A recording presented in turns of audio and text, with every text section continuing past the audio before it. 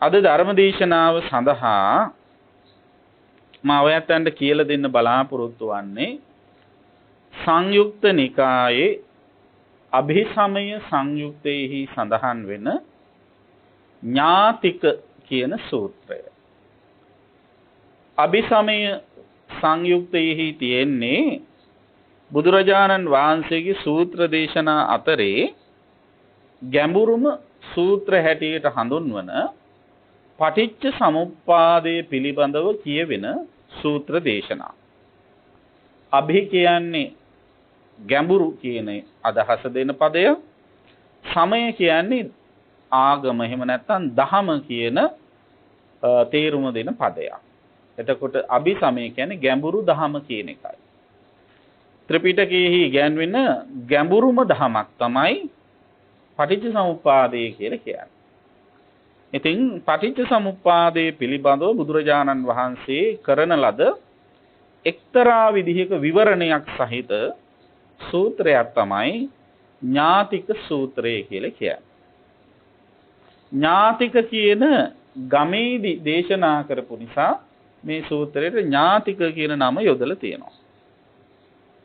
දිනක් බුදුරජාණන් වහන්සේ ඥාතික කියන ගමේ ගිංජකාවසත කියලා ස්ථානයක් තිබුණා. ගිංජකාවසත කියලා කියන්නේ ගඩොල් වලින් හදපු ප්‍රාසාදයක්.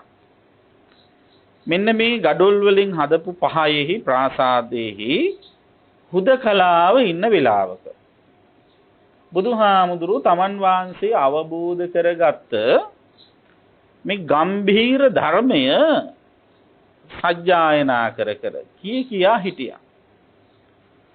දැන් අපි සමහර වෙලාවට නිකන් ඉන්න වෙලාවට ඔය කියන ගොඩක් අය නම් කියන්නේ සින්දු නේද? එහෙම නැත්නම් නිකන් වැඩ කර නැති ඒවත් කියව ඉන්න වෙන්න පුළුවන්.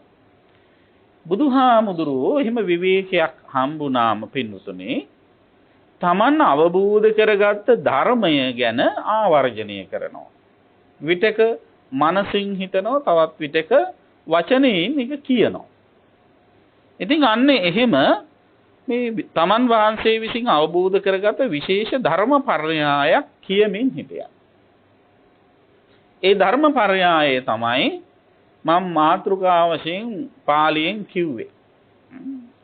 චක්ඛුංච පටිච්ච රූපේච uppajjati චක්ඛු විඥානං තින්නං සංගති පස්සෝ පස්සපච්චයා වේදනා වේදනාපච්චයා තණ්හා තණ්හාපච්චයා උපාදානං උපාදානපච්චයා භවෝ භවපච්චයා ජාති ජාතිපච්චයා ජරා මරණං ශෝක පරිදේව දුක්ඛ දෝමනස්සුපායාසා සම්භවಂತಿ ඒව මේ තස්ස කේවලස්ස දුක්ඛක්ඛන්දස්ස සමුදයෝ හෝති.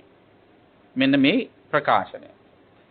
දැන් මේකේ තේරුම අපි ගන්න ඕන අග ඉඳලා. ඒව මේ තස්ස මෙන්න මෙහිම කේවලස්ස සම්පූර්ණ දුක්ඛක්ඛන්දස්ස දුක් සමූහයේ සමුදයෝ හෝති හට ගැනීම වෙනවා. මෙන්න මෙහිමයි කියලා කිව්ව අර කලින් කියපු ක්‍රමයට. දුක් සමූහයේ හට ගැනීම වෙන්නේ කොහොමද කියන එක බුදුරජාණන් වහන්සේ මේ පාළි පාඨයෙන් ප්‍රකාශ කරනවා. මම ඉස්සෙල්ලා කෙටියෙන් ඒ ගැන කියලා දෙන්නම්. චක්ඛුංච පටිච්ච රූපේච uppajjati චක්කු විඥාන.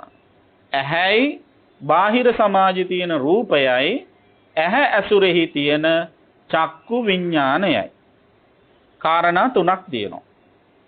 ඒ තුන නිකන් ක්‍රියාත්මක වෙන්නේ නැහැ.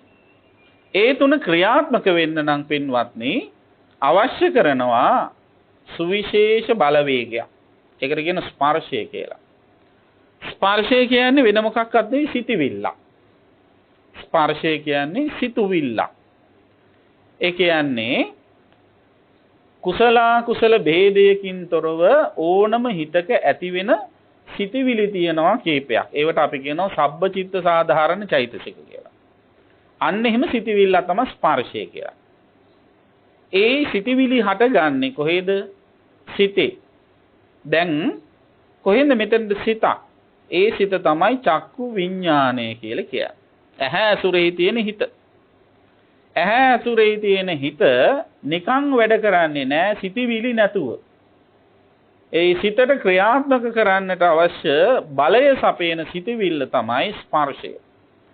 ඒ ස්පර්ශයෙන් මොකද කරන්නේ? චක්කු විඥානයයි ඇහැයි රූපයයි එකතු කරනවා. තින්නම් සංගති පස්සෝ කිව්වේ ඒකයි. එහෙම එකතු කරාම පස්ස පච්චයා වේදනා. එහෙම එකතු කරපු ගමන් අන්න ඊළඟ සිතිවිල්ල ඇති වෙනවා. ඒ මොකද්ද? වේදනා කියන සිතිවිල්ල. වේදනා කියන වචනේ තේරුම විඳීම කියන එකයි. අරමුණ විඳිනවා. ඒතර ඇහැ අරමුණ විඳිනවා. ඇහැ විඳින අරමුණ මොකද්ද? රූපය. එතකොට ඇහැ රූපය විඳිනවා කියන එක තව විදිහකට කිව්වොත් ඇහැ රූපේ දකිනවා. පස්සපච්චය වේදනා කියන්නේ ඒකයි. ස්පර්ශය මුල් කරගෙන ඕන ඇහැ රූපේ දකිනවා. දැක්කහම ඊට පස්සේ මොකද වෙන්නේ? යම් වේදනා පච්චය තණ්හා. දැක්ක රූපය අර විඳ රූපය මුල් කරගෙන හට ගන්නවා හිතේ සිටිවිල්ලක්. ඒ තමයි තණ්හාව. තණ්හාව කියන රූපේ බැඳෙන සිටිවිල්ල. ආසාව ඇති වෙන සිටිවිල්ල. එතකොට තණ්හා පච්චය උපාදානං. තණ්හාව ඇති වුණාම ඒ රූපය ළඟට ගන්න හිතෙනවා. උපාදාන කියන වචනේ දැඩිව අල්ලා ගැනීම කියලා අදහසක් තියෙනවා. හැබැයි වචනාර්ථය හරියට ගත්තොත් උපාදාන. උප කියන්නේ ළඟට, ආදාන කියන්නේ ගන්නවා කියන එක. ළඟට ගන්නවා. අතින් ඇදලා ගන්නව නෙවෙයි, මනසින් ගන්නවා. අර කැමැත්ත ඇති වෙච්ච අරමුණ. රූපේට නම් කැමැත්ත ඇති උනේ, ආසාව ඇති උනේ, රූපේ නම් තණ්හාවෙන් බැඳුනේ. ඒ රූපය මනසින් ළඟට ගන්නවා. උපාදානය කරනවා. උපාදාන පච්චය භව. ළඟට ගත්තාම ළඟට ගත්ත රූපය භව කියලා කියන්නේ තියා ගන්නවා කියන. පවත්ත ගන්නවා. කොහෙද පවත්ත ගන්නෙ? හිතේ. එන කොහෙවත් නෙවෙයි. භව පච්චය ජාති. හිතේ පවත්ත ගත්ත ඒ අරමුණ රූපය නැවත නැවත හිතේ හට ගන්නවා. ජාති කියන්නේ ඒකයි. ඒ හිතේ හට ගත්තාම හටගත්ත ශනින් මොකද වෙන්නේ? වෙනත් රූපයක් හිතට ආවහම, ඇහැට දැක්කහම අර මුලින් හටගත්ත රූපය ජරා මරණ වෙනවා. ජරා මරණ වෙනවා කියන්නේ ඇති වෙල නැති වෙල යනවා. එතකොට මුලින් ඇති වෙච්ච මුලින් දැකපු රූපේ තණ්හාවෙන් බැඳිලා හිටියාම ඊළඟට දකින රූපය නිසා මුලින් දකින රූපය ජරා මරණ වලටපත් වුනහම, වෙනස් වුනහම මොකද වෙන්නේ? කැමැති දේ වෙනස් වෙනකොට දුකයි. යම් පිච්ඡං ලබති තම්පි දුක්ඛං කිව්වේ ඒකයි. එතකොට අන්න ඒ ජරා මරණ වලටපත් වීමෙන් මොකද වෙන්නේ? ශෝක පරිදේව දුක්ඛ දෝමනස් උපායාස සම්භවಂತಿ. අන්න ශෝක පරිදේව දුක් දෝමනස් උපායාස සියල්ල හට ගන්නවා. ඒව මේ තස්ස කේවලස්ස දුක්ඛක්ඛන්දස්ස සමුදයෝ හෝති. මෙන්න මෙහිමයි දුක් සමූහය හටගන්නේ. කොහොමද සමූහයක් වෙන්නේ? ඇහෙන් දකින රූප නිසා දුක හටගන්නේ ඔහොමයි. අපි මේ සාමාන්‍ය ජීවිතේ ජීවත් වෙනකොට ඇහෙන් රූප බලන එක විතරක් නෙවෙයි කරන්නේ. කනෙන් ශබ්ද අහනවා, නායෙන් ගඳ සුවඳ ආග්‍රහණය කරනවා, දිවෙන් රස බලනවා, ශරීරයෙන් ස්පර්ශ විඳිනවා, සිතෙන් සිතිවිලි පරිහරණය කරනවා. ඒ හැම අරමුණක්ම මුල් කරගෙන ඔන්න ඔය විදිහට තණ්හා උපාදානෙන් බැඳිලා කටයුතු කරන්න ගියොත් දුක තමයි හටගන්නේ. එතකොට බුදුහාමුදුරුවෝ ඔන්න ඔය තමන් වහන්සේ වටහා ගත්ත ධර්මපර්යාය දේශනා මේ කියවමින් හිටියා. ඒ කියව ඉන්නේදී එතන හිටිය ස්වාමීන් වහන්සේ නම. ඒ ස්වාමීන් වහන්සේට මේක ඇහුණහම උන්වහන්සේ සාදුකාර දුන්නා. ඒතර බුදුහාමුදුරුවෝ අහනවා උන්වහන්සේගෙන් ඔබ මේක අහගෙනද හිටියේ? එහෙමයි බුදුරජාණන් වහන්සේ මම ඒක අහගෙන හිටියේ. එහෙනම් හොඳට මතක තියාගන්න. මේ ධර්මපර්යාය අතිශයින්ම වටිනවා මතක තබා ගන්න. එහෙම මතක තබා ගැනීමෙන් එය මාර්ගඵල අවබෝධයට පවා උපකාර වෙනවා කියලා බුදුහාමුදුරුවෝ මේ ස්වාමින් වහන්සේට මේක ඉගැන්වුවා. ඉතින් මේක තමයි සරලව කිව්වොත් ඥාතික සූත්‍රය කියලා කියන්නේ. පින්නතුනේ දැන් මේ සූත්‍රයෙන් විග්‍රහ වෙන්නේ පටිච්ච සමුප්පාදය. අපිට අපේ ප්‍රේමසිරි මහත්මයා මතක් කළා මේ පටිච්ච සමුප්පාදයේ ඇසුරින් දේශනාව සිද්ධ වෙනවා නම් හොඳයි කියලා දායක මහත්තුරුන්ගේ ඉල්ලීමක් තියෙනවා කියලා. ඒ අනුව තමයි මම මේක කියලා දෙන්නේ අතිශයින් ගැඹුරු දෙයක්. පුළුවන් තරම් උපරිමයෙන් මම සරලව කියලා දෙන්න වෑයම් කරනවා මගේ ශක්ති ප්‍රමාණයෙන්. පින්වත්නි, අපි ඉස්සෙල්ලාම බලමු පටිච්ච සමුප්පාද කියන වචනේ තේරුම. පටිච්ච කියන්නේ නිසා කියන එක. සමුප්පාද කියන වචනේ තේරුම හට ගන්නවා කියන එක. නිසා හට ගන්නවා කියන එක තමයි අදහස. කුමක් නිසා හට ගන්නවද? හේතුවක් නිසා හට ගන්නවා. කුමක්ද හටගන්නේ? දුක් සමූහයයි හටගන්නේ. ඒව මේ තස්ස කේවලස්ස දුක්ඛක්ඛන්දස්ස සමුදයෝ හෝති. දුක් සමූහයේ හට ගැනීම සිද්ධ වෙන්නේ හේතුවක් නිසා. අන්න ඒ දුක් හට ගන්නට මුල් වෙච්ච හේතු කවරේද කියලා ගවේෂණය කරමින් බලමින් කටයුතු කරන එක තමයි පටිච්ච සමුප්පාදයේදී අපි සිද්ධ කරන්නේ. එතකොට පින්වත්නි, පටිච්ච සමුප්පාදයේ තියෙනවා විවරණ දෙකක්. එකකට කියනවා, පළවෙනි එකට කියනවා අවිජ්ජා මූලික පටිච්ච සමුප්පාදය කියලා. අනිත් එකට කියනවා කුසල මූලික පටිච්ච සමුප්පාදය කියලා. අවිජ්ජා මූලික පටිච්ච සමුප්පාදයෙන් කරන්නේ දුක හටගන්න හැටි විස්තර කරන එක. කුසල මූලික පටිච්ච සමුප්පාදයෙන් විස්තර කරන්නේ දුක නැති වෙන හැටි විස්තර කරන එක. ඊළඟට ආපහු පටිච්ච සමුප්පාදයේ තියෙනවා විවරණ ක්‍රම දෙකක්. ඒ තමයි අනුලෝම ක්‍රමයයි ප්‍රතිලෝම ක්‍රමය. අනුලෝම ක්‍රමය කියන්නේ මුල ඉඳලා අගට කියාගෙන යන ක්‍රමය. හේතු කියාගෙන යනවා. අවිජ්ජා පත්‍ය සංඛාරා, සංඛාර පත්‍ය විඥානං, විඥාන පත්‍ය නාම රූපං ආදී වශයෙන් ඒ කියන ක්‍රමය අනුලෝම ක්‍රමය. අවිද්‍යාවෙන් පටන් අරගෙන ජරා මරණ දක්වා යන එක. ප්‍රතිලෝම ක්‍රමය කියන්නේ අග ඉඳලා මුලට යන ක්‍රමය. ජරා මරණ මුල් කරගෙන හේතු හොයා යන එක. අනුලෝම ක්‍රමයේදී ඵලයටයි මුල් තැන දෙන්නේ. ප්‍රතිලෝම ක්‍රමයේදී හේතුවටයි මුල් තැන දෙන්නේ. හේතුවයි හොයන්නේ. දැන් උදාහරණයකට ගත්තොත් අනුලෝම ක්‍රමයේ බලන්න. අවිද්‍යා පත්‍ය සංඛාර. අවිද්‍යාව මුල් කරගෙන හේතුවෙන් සංස්කාර හට ගන්නවා. එතකොට එතන ප්‍රමුඛත්වය දෙන්නේ ඵලයට, සංස්කාරවලට.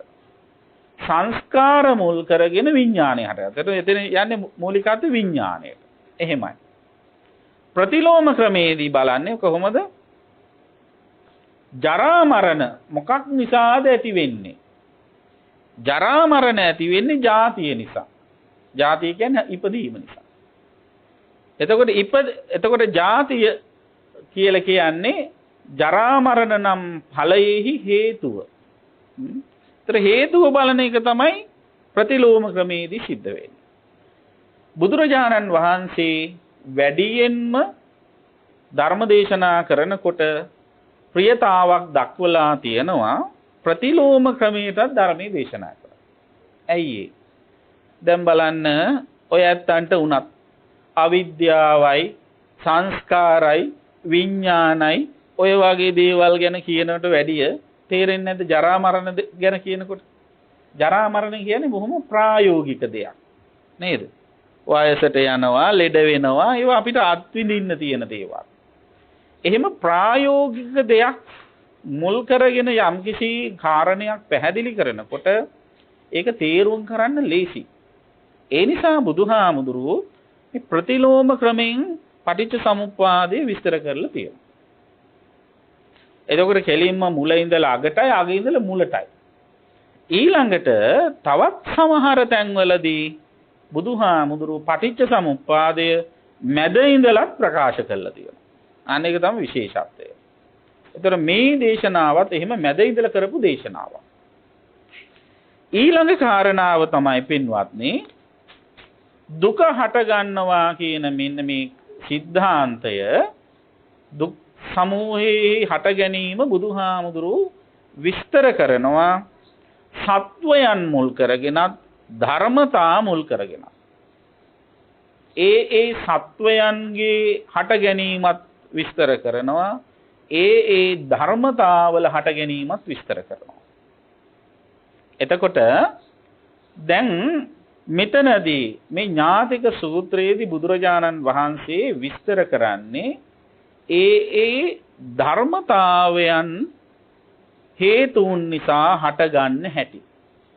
ඒ ධර්මතාවයන් හේතුන් නිසා හට ගැනීමගෙන දුක සකස් වෙන හැටි තමයි මෙතෙන්දී අවධාරණය කරලා තියෙන්නේ.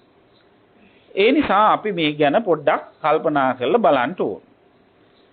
අනික් කාරණාව තමයි බුදුදහම තේරුම් ගැනීමේදී බුදුහාමුදුරුවෝ විවිධ පර්යායයන්ට ක්‍රමවලට ධර්මයේ දේශනා කළා තියෙනවා. එකම කාරණය විවිධ ක්‍රමවලට දේශනා කළා තියෙනවා. සමහර ඒවා ගොරෝසු විදිහට කියලා තියෙනවා, සමහර ඒවා සියුම් විදිහට කියලා තියෙනවා. දැන් බලන්න ධම්මචක්කප්පවත්තන සූත්‍ර දේශනාවේදී බුදුහාමුදුරුවෝ අන්ත දෙකක් ගැන කියනවා. ඒ අන්ත දෙකේ උභය අන්තය චතුරාර්ය සත්‍ය අවබෝධයට බාධා කරන අන්ත දෙක හැටියට කියන එක ගොරෝසු විදියට කියනවා. මොකද්ද ගොරෝසු විදියට කියනවා කියන්නේ? තේරෙන විදියට. කාමසුඛල්ලිකානුയോഗයයි අත්තකිලමතානුയോഗයයි. අතිශයින්ම සැපදීම කාමසුඛල්ලිකානුയോഗය, අතිශයින්ම දුක් දීම අත්තකිලමතානුയോഗය. ඔගේ සියුම් අදහස මොකද්ද? සියුම් අදහස ඇලීම සහ ගැටීම. සත්‍ය අවබෝධ කරගන්නේ ගතින් නෙවෙයි. සත්‍ය අවබෝධ කරගන්නේ හිතින්. එතකොට හිතට සත්‍ය අවබෝධ කරගන්න බාධා කරන සිටිවිලි දෙකක් ගැන තමයි මේ කියන්නේ. ඒක තමයි සැප අතිශයින්ම සැප විඳින්න යාම තුළ ඇති වෙන ඇලීමයි, අතිශයින්ම දුක් විඳින්න යාම තුළ ඇති වෙන ගැටීමයි. ඒතර බුදුරජාණන් වහන්සේ උභය අන්තයෙන් අයින් වෙන්න කියලා කිව්වේ සැප විඳින්න එපා කියන එකම නෙවෙයි. දුක් විඳින්න එපා කියන එකම නෙවෙයි. දැන් සැප විඳින්න එක නිවනට බාධාවක් නම් ඔය ඇත්තෝ හිතනවද දෙවියන්ට නිවන් දකින්න පුළුවන් ඒ කියලා? හොඳට හිතලා බලන්න. නේද? දෙවියෝ කියලා කියන්නේ මොන තරම් සැප විඳින කට්ටියක්ද? දෙවියන්ගේ සැපත් එක්ක බලනකොට අපි විඳින සැප නිකන් nothing. මේ මහ ලොකු දේවල් නෙවෙයි. නේද? ඒකට ඔබ ඕනේ තරම් අහලා තියෙනවා දෙවියන් දහස් ගණනින්, ලක්ෂ ගණනින් එක දේශනාවක් හමුවේදී මාර්ගඵල ලබා ගත්ත කියලා. නේ? එතකොට බුදුහාමුදුරන්ගේ කාලේ හිටපු රජවරු රහත් වෙලා නැද්ද? මාර්ගඵල ලැබලා නැද්ද? රජවරු කියලා කියන්නේ මේ සියල්ල අතහැරලා දාලා ආපු අයද? රජකමේ ඉඳෙද්දිම රහත් වෙච්ච අය ඉන්නවනේ. එතකොට රජකමේ ඉඳෙද්දී යාළ සැප විඳලා නැද්ද? සිටුවරු වෙලා ඉඳෙද්දී කට්ටිය සැප විඳලා නැද්ද? එතකොට සැප විඳීමද නිවනට බාධාව නෑ. විඳින්න සැපෙහි ඇලීමයි බාධාව. ඒතර යමෙකුට පුළුවන්කම තියෙනවා නම් සැපක් විඳිද්දී ඒකේ නොයලී යථාර්ථයේ දකිමින් කටයුතු කරන්න, අන්න යාට ඒක නිවනට බාධාවක් නෙවෙයි. එතකොට අපි ඒක හන්න ඒ විදිහට තේරුම් ගන්න ඕනේ. ඉතින් බුදුහාමුදුරුවෝ සාමාන්‍ය ප්‍රත්‍යඥ සිත පින්වත්නි සැපෙහි ඇලෙන එකයි දුකෙහි ගැටෙන එකයි. එතකොට කාමසුඛල්ලිකාන යෝගයට අනුගත වුණාම ගොඩාක් අය කරන්නේ මොකද? ඒ සැපේ ඇලෙනවා. අත්තකිලමතාන යෝගයට ගියාම දුක් විඳින්න වුණාම ඒකේ ගැටෙනවා. ඔබ හිතනවද ඔබට දුක් නොවිඳ මේ සාංශාරික ජීවිතය ගත කරන්න පුළුවන් කියලා? බෑ නේද? දුක් විඳින්නම වෙනවා. ඔබ හිතනවද ඔබට පහසුවෙන් මේ නිවන අවබෝධ කරගන්න පුළුවන්? නෑ. දුක් විඳින්නම වෙනවා. දැන් සරල උදාහරණයක් ගත්තොත් පැයක් තිස්සේ බිම වාඩි වෙලා ඉන්න එක මොන දුකක්ද? නේද? පහසුවෙන් හොඳට පුටුවල වාඩි වෙලා ඉඳපු අයට ඒකත් එක්තරා විදිහක දුක. සැප දුක කියන්නේ සාපේක්ෂක එකක්. එතකොට ඒ දුකෙහි ඔබ ගැටෙන්න ගියොත් අන්න එතන තමයි ඔබට නිවනට බාධා වෙන්නේ. එහෙම නැතුව මම සැප විඳින්නෙත් නෑ දුක් විඳින්නෙත් නෑ කියලා හිතනවා නම් වැරදි. එතකොට ගොඩක් අය හිතනවා පින්වත්නි දුක් විඳිනවාය කියලා කියන්නේ මේ කයට දෙන දුක් කියලා. කන්නේ නැතුව ඉන්නවනම් අඳින්නේ නැතුව ඉන්නවනම් එතකොට ඔන්න ශරීරයට දුක් ඒ තුලින් ඇලීම නැති කරගන්න පුළුවන් කියලා හිතනවා. සමහරු ඉන්නවා අපේ සමාජයේ කයට ඒ විදිහට ගොඩාක් දුක් දෙනවා. නේද? කන්නේ නැතුව දුක් දෙනවා. හරියට හරියන මං අඳින්නේ නැතුව දුක් දෙනවා. හරියට වාහනයක යන්නේ නැතුව දුක් දෙනවා. විවිධ දුක් දෙනවා. එයාලා හිතනවා ඒ තුලින් ආසාව අඩු වෙනවා කියලා. හැබැයි ඔබ කොතෙකුත් දැකලා ඇති නොකා නොබි දුක් දුන්නට ඇහෙන් රූප දැක දැක ඒවයි සතුටු වෙන ඒවයි ඇලී ගැලී වාසය කරන අය කොච්චර ඉන්නවද? හරියට කන්නේ නැහැ. හැබැයි නොකා නොබී රූප බල බල ඉන්න අය කොච්චර ඉන්නවද? නේද?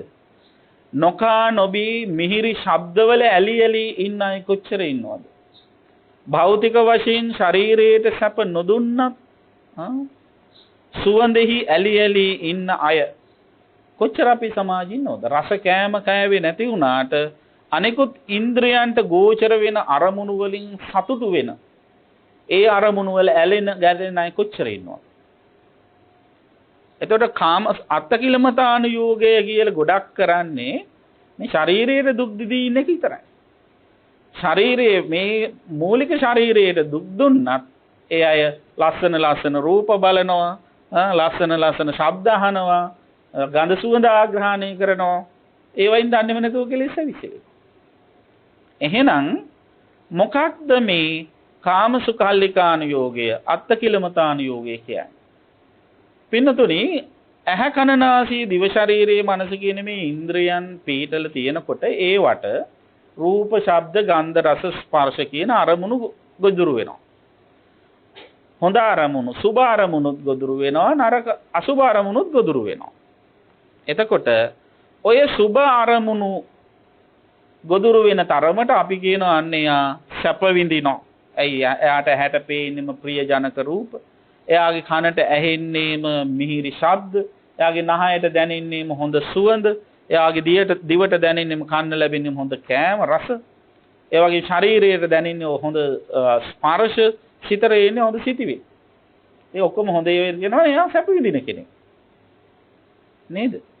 එතකොට එහෙම කරන්න එපා කියන එකද මේ කියන්නේ? නෑ. ඔබ සංසාරේ හොඳට පින් කරලා තියෙනවා නම් ඔබට එවන් විපාක වශයෙන් මේ දේවල් හොඳ ඒවා ලැබෙනවා. එතකොට ඒකට ප්‍රතිවිරුද්ධව ඒක අතහැරලා දාලා ගැටි ඒව නැතුව ඉන්න කියන්නද කියන්නේ? නෑ. ඒව භුක්ති විඳින්න. හැබැයි භුක්ති විඳිනකොට කොහොමද කරන්න ඕන? ඇලෙන්නේ නැතුව ඒව භුක්ති විඳින්න හිත හදාගන්න. ඒක තමයි පුහුණු වෙනවා කියලා කියන්නේ. ධර්මයේ පුහුණු වෙනවා කියන්නේ අන්න ඒකට. නිස්සරණ පඤ්ඤෝ පරිභුඤ්ජති. අතහරින්න සූදානමින් ඒව පරිහරණය කරා. ඇලෙන තැන නොඇලී ඉන්න හිත හදාගන්න. ඒක තමයි ධර්මයේ පුහුණු වෙනවා කියලා කියන්නේ. එහෙම නැතුව ඇලෙන්නේ නැති තැනකට ගිහිල්ලා ඉන්න එක නෙවෙයි. ඇලෙන්නේ නැති තැනකට ගිහිල්ලා මං ඇලෙන්නේ නැහැ කියන එක 아무තු පුහුණුවක් නෙවෙයි. අර මං නිතර බානට කියනවා දැන් සමහර අය එක සැරේටම මට ඇවිල්ලා කියනවා ස්වාමින් වහන්සේ මං වෙජිටේරියන් අද කියලා කියනවා. ඇයි කියලා අහුවම කියනවා අද කන්න මාළු නැහැ කියලා. මාළු කන්න නැති තැන වෙජිටේරියන් වෙන එක 아무තු දෙයක් නෙවෙයි. නේද? කන්න තියෙන තැන නොකා ඉන්න පුළුවන් නම් අන්න ඒක තමයි දක්ෂකම. ඒ කියන්නේ කොහමද? පුහුණුව කියන්නේ ඇලෙන තැන නොඇලී ඉන්න පුරුදු වෙන එක. පුහුණුව කියන්නේ ගැටෙන තැන නොගැටී ඉන්න පුරුදු වෙන එක. එතකොට අන්න ඒ අන්ත දෙකට යන්නේ නැතුව ඉන්න එක තමයි මධ්‍යම ප්‍රතිපදාව පුහුණු කරනවා කියන්නේ. එතකොට බලන්න සාමාන්‍ය ගොඩක් අය අන්ත දෙක හැටියට හඳුනාගත්තේ ඔය සිතිවිලි දෙක නෙවෙයි, ඇලෙන ගැටෙන සිතිවිලි දෙක නෙවෙයි. අර ශරීරයේ දුක් දෙන එකයි සැප දෙන එකයි. අන්න ඒ වගේ අපි තේරුම් ගන්න ඕන මේ පටිච්ච සමුප්පාදයේදී බුදුරජාණන් වහන්සේ මේ පුද්ගලයාගේ සත්වයාගේ භව ගමන ගැන දේශනා කරලා තියෙනවා වගේම පුද්ගල సంతානය මුල් කරගෙන ඒ මොහොතේම දුක ඇති වෙන හැටිත් ඒ මොහොතේම දුක නැති වෙන හැටිත් දේශනා කරලා තියෙනවා. ඒක සියුම් විග්‍රහයක්. අන්න ඒක මේ සූත්‍රයට අනුව අපි විග්‍රහ කරගන්න පුළුවන්. එතකොට අපි සැප විඳිනවා දුක් විඳිනවා කියලා කියන්නේ අතීතයේ ඉඳලා වර්තමානයටත් වර්තමානයේ ඉඳලා අනාගතයටත් යන එකක්ම නෙවෙයි. මේ මොහොතේ කරන ක්‍රියාවලියක්. සැප විඳිනවා කියන්නේ හරියටම ගත්තොත් කුමක්ද? ඉන්ද්‍රයන්ට ගෝචර වෙන සුඛ සහගත සුභ සහගත අරමුණු පරිහරණය කරන එක. හොඳ අරමුණු පරිහරණය කරන එකට සැප විඳිනවා කියනවා. ඉන්ද්‍රයන්ට නරක අරමුණු ගොදුරු වුණාම ඒවා පරිහරණය කරන එකට තමයි දුක් විඳිනවා කියන්නේ. සරලව කිව්වොත් මේමය. ඇහෙන් ලස්සන රූපයක් බලනවා නම් එයා ඇහෙන් සැප විඳිනවා. එයාටම මහා අප්‍රසන්න ජරා කැත ගැටෙන සුළු රූපයක් දකින්න වුණොත් එයා ඇහෙන් දුක් විඳිනවා. කනට ආකර්ශනීය හඬක් ඇහෙනවා ආදරණීය කතාවක් ඇහෙනවා නම් පුතේ දුවේ අම්මේ තාත්තේ ආදී වශයෙන් ආදරෙන් කතා කරන හැටක් එනවා. එයා කනින් සැප විඳිනවා. එයාට ඒක කර්ණ රසායන සුවයක් ඒ ශබ්දේ. ඒ වගේම බැනුම් හඬක් ඇහුණොත් ලැජ්ජා කරන අපවාද වලට ගොදුරු වෙච්ච ශබ්දයක් ආවොත් එයා කනින් දුක් විඳිනවා. නේ? අන්න ඒ වාගේ නහයට ප්‍රියජනක සුවඳක් ආවොත් නහයෙන් සැප විඳිනවා. ඒ නහයටම ගඳක් දැනුණොත් එයා දුක් විඳිනවා. එතකොට සැප විඳිනවා දුක් විඳිනවා කියලා කියන්නේ මොකද්ද?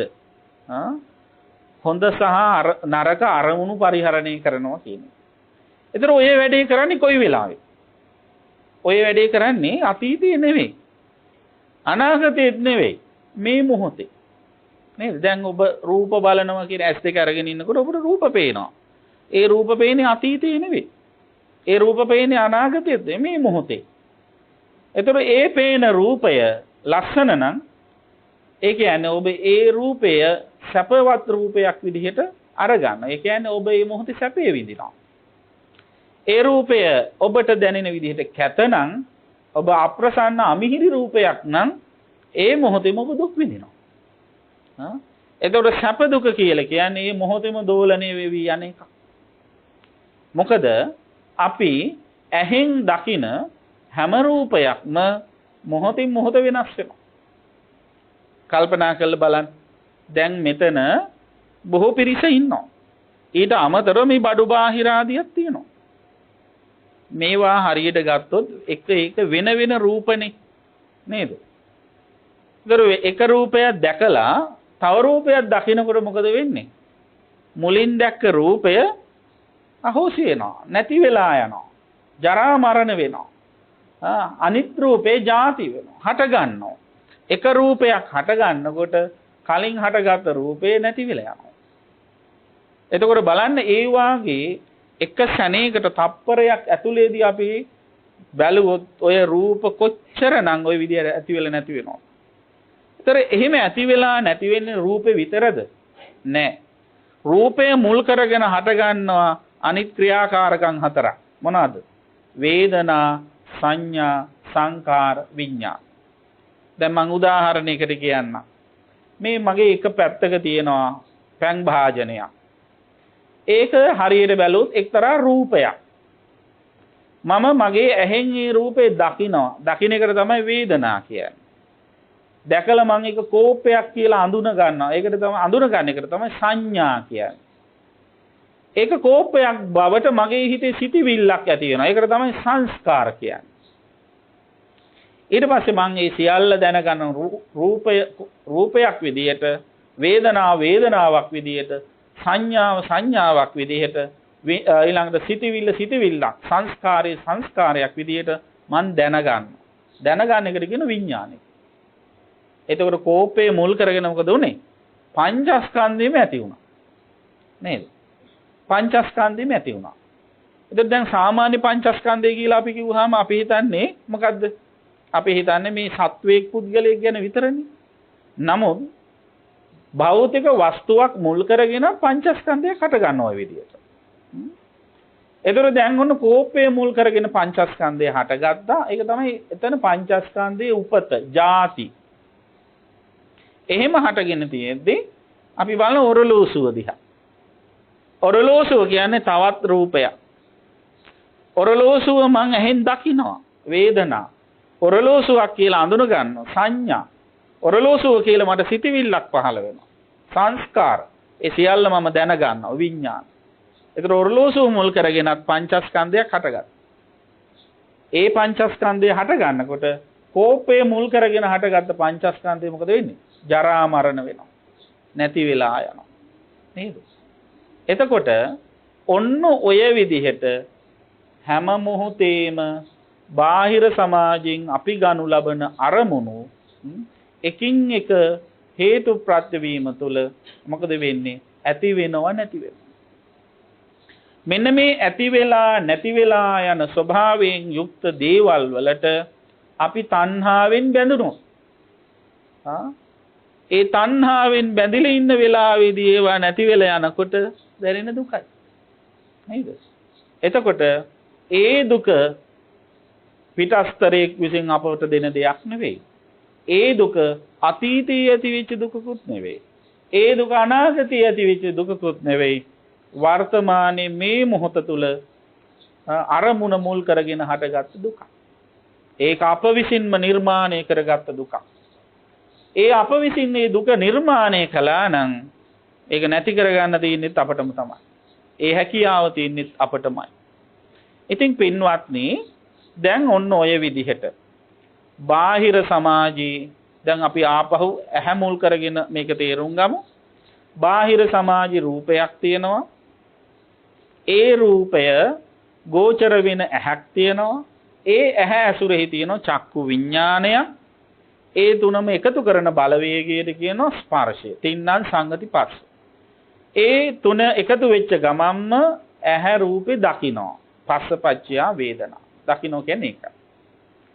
ඒ දැකීම තුල හටගන්නෝ වේදනා වර්ග තුනක්. වේදනා තියෙන තුනක්. මොනවාද? සුඛ වේදනා, දුක්ඛ වේදනා, උපේක්ඛා වේදනා. ඇහැට පේන රූප ಜಾති තුනක් තියෙනවා. මොනවාද? සමහර රූප ලස්සනයි. සමහර රූප කැතයි. සමහර රූප ලස්සනත් නැහැ කැතත් නැහැ මධ්‍යස්ථ. එතකොට ලස්සන රූප හමුවේ ඇති වෙන වේදනා සුඛ වේදනා. කැත රූප හමුවේ ඇති වෙන වේදනා දුක්ඛ වේදනා.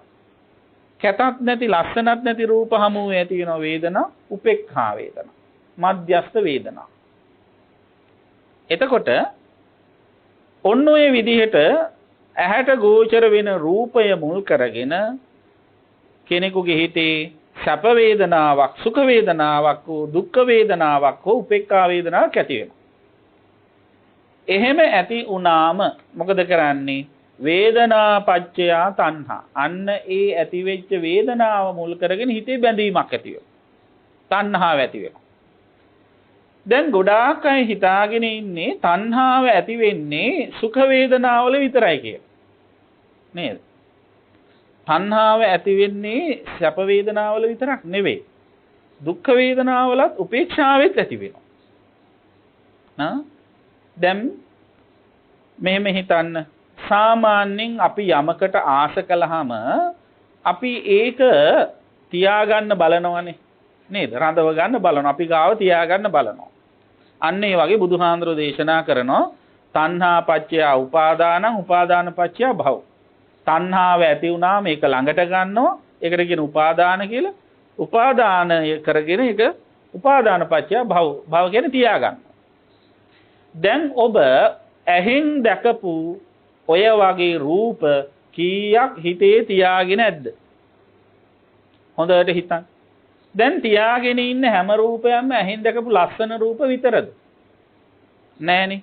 කැත රූප එහෙම මතක නැද්ද? කැත රූපත් මතකයි. කැතත් නැති ලස්සනත් නැති රූපත් මතකයි. ඒ මතකේ රැඳුනේ ඇයි? මතකේ රැඳුනේ අර භවය නිසා, තබාගත්ත නිසා. දැන් බලන්න අද බනට මේ ගෙදරට බන අහන්න එනකොට ඔබ ඔය ඇහෙන් කොච්චර රූප දකින්නේ නැද්ද? ඒ දැකපු හැම රූපයක්ම දැන් මතකද? මතක නැහැ. ඇයි මතක නැත්තේ? හරියට බැලුවොත්. තියාගත්තේ නැති නිසා. ළඟට ගත්තේ නැහැ. ළඟට අරගෙන තියාගත්තේ නැහැ. නේද? එතකොට ඒ මුල් කරගෙන ඔබට දුකක් නෑ. ඒව වෙනස් වුණා කියලා ඇති වුණා නැති වුණා කියලා ඔබට වෙනස් දුකක් නෑ. ඒතර දුක ඇති වෙන්නේ කොහොමද? දුක ඇති වෙන අනාර බැඳීම මුල් කරගන්න ඉස්සෙල්ලා. සුඛ වේදනාවෙත් බැඳෙනවා, දුක්ඛ වේදනාවෙත් බැඳෙනවා, උපේක්ඛා වේදනාවෙත් බැඳෙනවා. බැඳිලා ඒක ළඟට ගන්නවා. උපාදානය කරලා ඒක තියා ගන්නවා. භාවය කියලා කියන්නේ. හරියට අර කම්පියුටර් එක hard disk එකේ memory තැන්පත් කරනවා වගේ අපි එක එක folders හදාගෙන තියෙනවා. ඇහෙන් රූප බලලා ඒවායේ බැඳිලා ළඟට අරගෙන ඒව තියාගන්න එක folder එකක් තියෙනවා. රූප කනෙන් ශබ්ද අහලා ඒකේ බැඳිලා ළඟට අරගෙන ඒව තියාගන්න එක folder එකක් තියෙනවා. ශබ්ද folder එක. music. නේද? එක folders තියෙන්නේ. කම්පියුටර් එක අන්නේ වගේ. එතකොට නිකන් ඉන්නකොට මොකද කරන්නේ? නිකන් ඉන්නකොට ওই ෆයිල්ස් ඕපන් කර කියව ඉන්න. ඔක තමයි කරන්නේ. එතකොට එහෙම ෆයිල් එකක් ඕපන් කරන්න හිතින්නේ ඇයි? ඒකේ බැඳිච්ච හින්දා. ඒක බලන්න ආසාව නිසා. නේද? එතකොට එහෙම ෆයිල් එකක් ඕපන් කරනකොට සේව් කරපුව නැහැ බ්ලැන්ක් ෆයිල් එක. එතකොට මොකද වෙන්නේ? බලාපොරොත්තු වෙච්ච දේවල් බලා ගන්න බැරි වුණාම අන්න අන්තිමේදී වෙන්නේ දුක. නේද? ඒ වගේ මේ කියන හැම එකක්ම අපි මෙහෙම මතකයේ තබා ගන්න උත්සාහ කළත් අපි ආශාවෙන් තණ්හාවෙන් බැඳුනත් ඒ සියල්ල අපිට නොවෙනස්ව එලෙසින්ම පවත්වා ගන්නට බෑ. මොකද ඒ වායේ ස්වභාවයම ඇති වෙලා නැති වෙලා යන ස්වභාවය. ඒ ඇති වෙලා නැති වෙලා යන දේවල් නැති නොවි තියාගන්න තණ්හාවෙන් බැඳුනහම උරුමවන්නේ දුක විතරයි. නේද? දැන් මේ දාබර මෑණියන් වහන්සේ දන්නේ වගේ එකක්. ඒ මෑණියන් වහන්සේ කියන ඒ චරිතය ඇති වෙලා නැති වෙලා යන ස්වභාවිකක්. හැබැයි දරුවන් හැටියට ස්වාමි පුරුෂයා හැටියට කැමති ඇති වෙලා නැති නොවි තියාගන්න. අඩුම තරමේ අපි නැති වෙනකන් හරි තියාගන්න. අපිට පස්සේ ගියා නම් හොඳයි කියලා හරි හිතන විදිහට අපි තණ්හාවෙන් බැඳෙනවා. එහෙම බැඳිලා ඉන්න වෙලාවේදී එතුමිය අපව අතහැරලා දාලා යනකොට දැනෙන දුක වැඩි. ඒ දුක වැඩි වෙන්නේ මොකක් නිසාද? බැඳීම වැඩි වෙන නිසා. එතකොට සෑම අරමුණකටම ඔන්න ඔය தત્ත්වය තමයි උරුම වෙන්නේ. එතකොට අපි ඇහෙන් කනෙන් නාසයෙන් දිවෙන් ශරීරයෙන් ගනු ලබන සෑම අරමුණක් මුල් කරගෙනම තණ්හාවෙන් බැඳිලා ඉන්න වෙලාවේ ඒවා වෙනස් වුණාම දුක වැඩි. ඒවා වෙනස් වුණාම හිතට දුක දැනෙනවා. ඒව මේ තස්ස කේවලස්ස දුක්ඛක්ඛන්ධ සමුදයෝ. මෙන්න මේමයි සම්පූර්ණ දුක් රසේ හට ගැනීම වෙන්නේ. එහෙනම් ඔය දුක හට ගන්න එක නවත්තන්න තියෙන එකම ක්‍රමය මොකද්ද? තණ්හාවෙන් නොබැඳී ඉන්න එකයි. අරමුණු වල තණ්හාවෙන් නොබැඳී ඉන්න නම් මොකද්ද කරන්න ඕන? වේදනා පච්චය තණ්හා යන්නේ නැතුව වේදනාව මනසිකාර කරන්න ඕන. වේදනාව ඇති වෙන්නට මුල් වෙච්ච අරමුණ දිහා යථාර්ථවාදීව විපස්සනා නුවණින් බලන්න ඕන. මොකද්ද විපස්සනා නුවණ කියන්නේ? ඒ තමයි ත්‍රිලක්ෂණය. ඒ වේදනාව ඇති කරන්නට මුල් වෙච්ච අරමුණ දිහා අනිත්‍ය වශයෙන්, දුක් වශයෙන්, අනාත්ම වශයෙන් බලනවා. මේක මොහොතක් පාසා ඇතිව නැතිව යන එකක්, අනිත්‍යයි. මේක මට ඕන විදිහට පාලනය කරන්න බැරි එකක්, අනාත්මයි. එවන් දෙයක මට ඕන විදිහට පාලනය කරන්න පුළුවන් කියලා තණ්හාවෙන් බැඳුණු ඉතුරු වන්නේ දුක විතරයි. දුකයි කියලා ත්‍රිලක්ෂණය දැකලා එයා මොකද කරන්නේ? ඒ අරමුණු වල නොබැඳී ඉන්නවා. තමන්ට මේව පාලනය කරන්න බෑ කියලා අවබෝධ කරගත්තාම සමහරු ඒවා අතහැරලා දානවා. සමහර අම්මලා තාත්තලා ඉන්නේ ළමයින්ට කියලා හදාගන්න බැරි වුණාම කියන එක නවත්තලා දානවා. කොච්චර කිව්වත් වැඩක් නැහැ කියලා අතහැරලා දානවා. අන්න ඒ වගේ මේ අනිත්‍යතාවය කාට හරි කෙනෙකුට මේ සංස්කාරවල වටහා ගත්තොත් එයා ඒකේ තණ්හාවෙන් බැඳෙන්නේ නැහැ. තමන්ට ඕන විදිහට පාලනය කරන්න යන්නේ නැහැ. මොකද එයා දන්නවා මේක මට ඕන විදිහට පාලනය කරන්න බෑ කියලා. බැරි දේවල් කරන්න යන්නේ. බැරි දේවල් කරන්න ගියාම තමයි දුක. එතකොට මෙන්න මේ අනිත්‍යතාවය හොඳින් වටහා ගන්න කෙනා රූප, ශබ්ද, ගන්ධ, රස, ස්පර්ශ ආදී අරමුණු වල තණ්හාවෙන් බැඳෙන්නේ නැහැ. එහෙම බැඳුනේ නැත්තම් ඒව ළඟට ගන්නෙ නැහැ, උපාදානය කරන්න. ළඟට ගන්නෙ නැත්තම් ඒව තියාගන්නේ නැහැ. තියාගත්තේ නැත්තම් වෙනස් වුණාය කියලා දුකක් නැහැ. ශෝක පරිදේව දුක්ඛ දෝමනස් උපායාස කියන මේවා නිරුද්ධ වෙලා යනවා. එතකොට ඒ ඔබට ඇති වෙන දුක, වේදනාව, ශෝකය නිරුද්ධ කරන්න ඕන කොතනද? මේ මොහොතේමයි. ඔබට පුළුවන් නම් ඇහෙන් රූප බලන හැම මොහොතකදීම ඒවා අනිත්‍ය වශයෙන් දැකලා තේරුම් අරගෙන නොගැටි නොඇලී ඉන්න. අන්නේ හැම මොහොතකදීම ඔබ ශෝකය නිරුද්ධ කරනවා. දුක නිරුද්ධ කරන කෙනෙක් බවට පත් වෙනවා. එතකොට ඒ අනුව බැලුවොත් ඔබ නුවණින් විදර්ශනා ඥාණයෙන් අරමුණු පරිහරණය කරන හැම මොහොතකම නිවන ස්පර්ශ කරනවා. නිවන් දකින කෙනෙක් බවට පත් වෙනවා. කෙලෙස් සංසිඳවන කෙනෙක් බවට පත් වෙනවා.